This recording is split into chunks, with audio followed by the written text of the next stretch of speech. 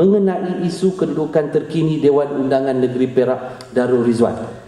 Kalau tuan-tuan tengok surat ni ada dalam blog saya, dia punya thinking of Datuk Seri Niza is that he started by saying, patut merafak sembah, menjunjung kasih di atas perkenan Duli Yang Maha Mulia pada pagi ini.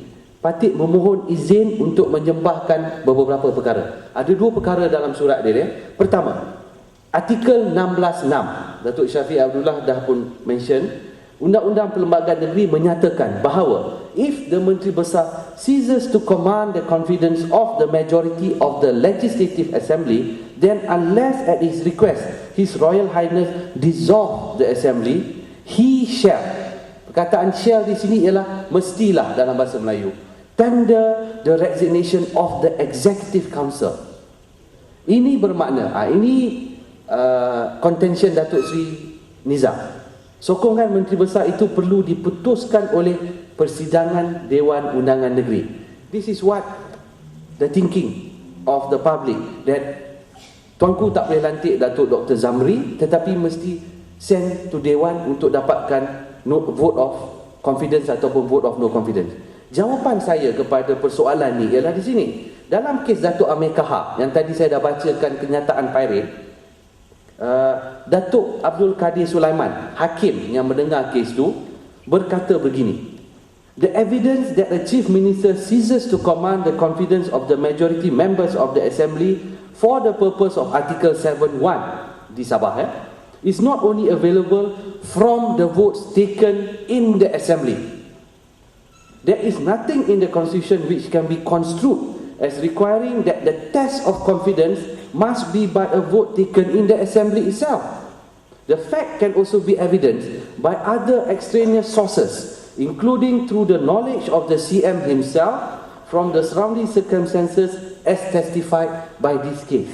Here, that source is to be found in the clear expression contained in the petition by the 30 assemblymen to the first defendant and the admission of that fact by Datuk Pirate.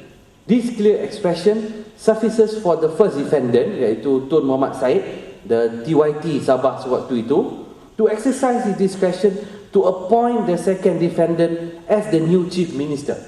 Now, keputusan Datuk Kadir dalam kes Datuk Amir Kahar ini didasari dalam kes Supreme Council, Privy Council of Edinburgh Akintola's case. Dalam kes itu, perkara yang sama berlaku, iaitu what must a Premier do when he lose his confidence? Must he go for the Dewan and get a vote of confidence? No. There are circumstances where the Sultan or the head of state can appoint a new Menteri Besar. Jadi tuan-tuan, tidak timbul isu bila mana Datuk Seri Niza menghadap tuanku, mohon supaya bubar, tuanku cakap, tuanku better tidak setuju, maka dia cakap dan kita kena pergi Dewan. Tidak. Perkataan 16.6, kalau saya boleh baca dalam bahasa Melayu, perkataan yang sama. 16.6 dalam Perlembagaan Negeri Perak, bahasa Melayunya lagi ketat. Dan dia hendaklah letak jawatan kecuali tuanku bubarkan Dewan.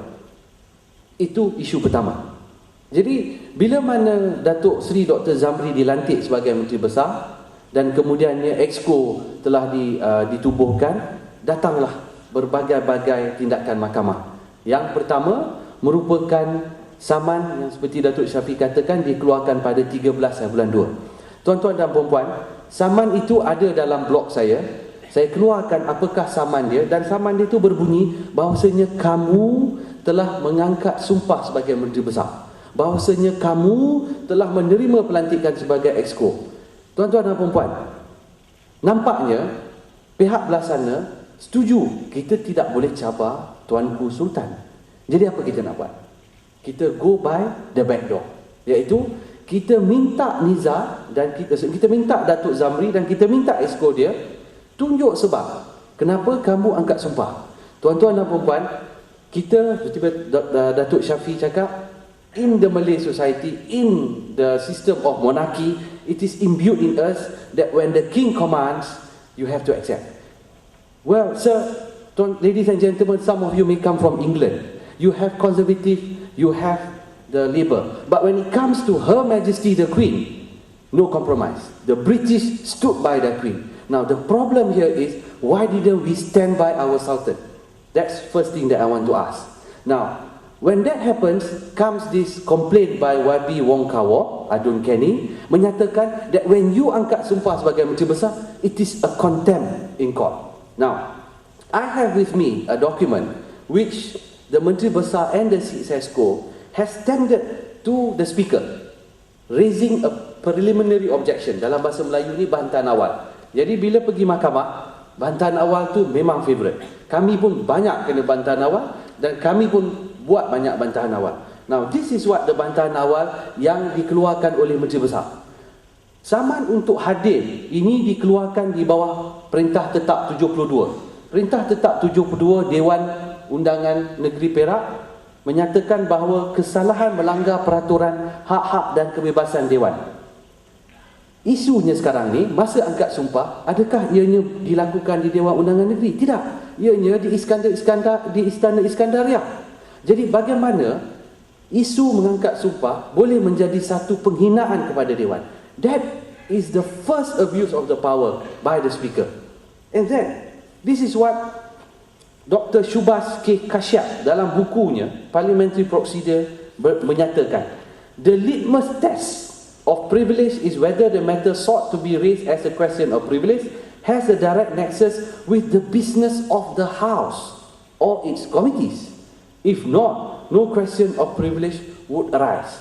Datuk Shafie tadi ada menyatakan tentang kes yang berhormat Gobing Sindio yang digantung setahun. Saya ada handset di sini dan dalam perjalanan daripada Kuala Lumpur saya baca, it took the members 1 hour to discuss about the point of order.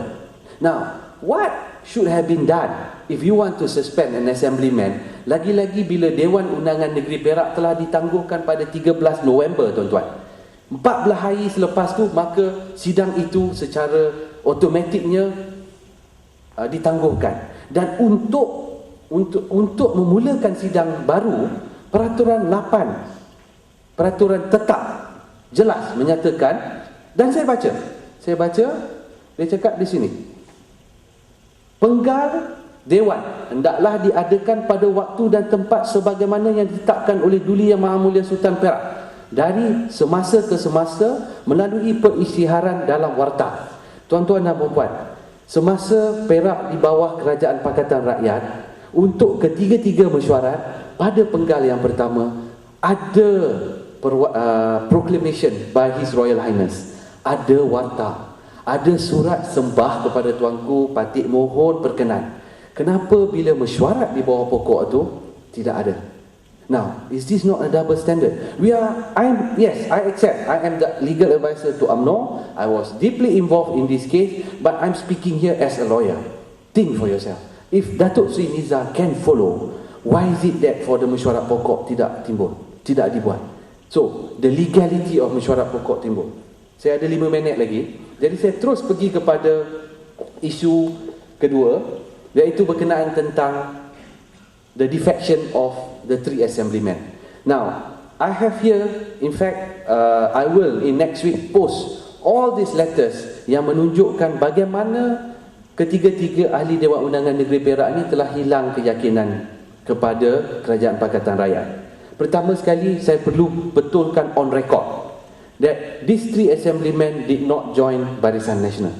They are independent. Yes, they are supporting Barisan